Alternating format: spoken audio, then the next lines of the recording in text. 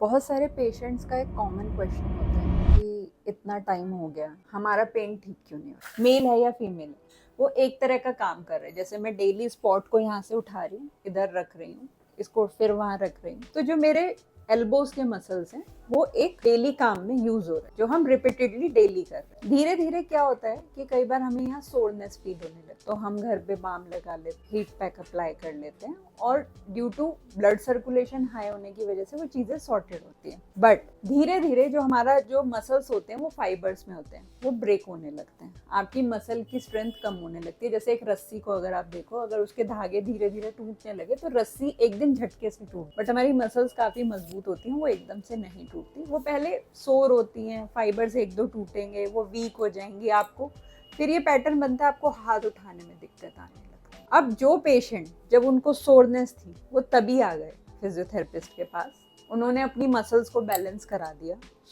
जो muscle week थी उसको स्ट्रॉन्ग किया, स्ट्रॉन्ग को बैलेंस किया, तो उनका ये पैटर्न यहीं टूट जाएगा। हो सकता है वो एक दो सेशन में बहुत अच्छा हो जाए और उसको फ्यूचर में भी ना आए, क्योंकि एक क्वालिफाइड फिजियोथेरेपिस्ट उसको उस तरह से ट्रेंड करेगा उसके मसल स्ट्रक्चर्स को कि उसको वो चीज़ें वापस नहीं आएंगी, तब उसका पेन कभी लाइफ में वापस नहीं आएगा। बट कुछ पेशेंट्स का क्या होता है कि जैसे उन्हें रिलीफ लगता है, एग्जैक्टली फिजियोथेरेपी का exact treatment, right treatment start ही तब होता है जब पेशेंट का पेन जा चुका होता है, क्योंकि तब तक तो हम उनके पेन को ही मैनेज करने पे काम कर रहे हैं। जब तक हम मसल्स को बैलेंस करके उन्हें स्ट्रेंथ नहीं करेंगे, पेन आता जाता रहेगा।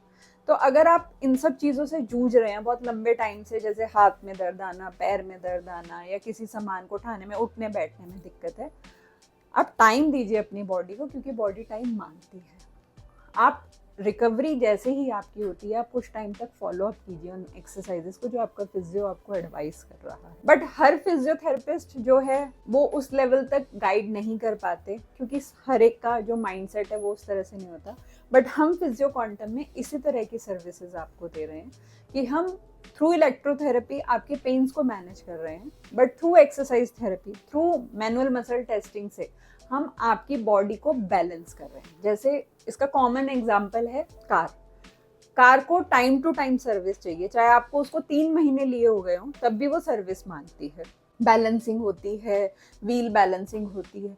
तो एक नॉन मैकेनिकल थिंग जिसकी लोडिंग और वो सब एक मशीन के थ्रू सेट है, जब उसको बैलेंसिंग चाहिए, उसको सर्विस चाहिए, तो क्या एक ह्यूमन बॉडी को नहीं चाहिए जिसे हम कैसे भी यूज कर रहे हैं।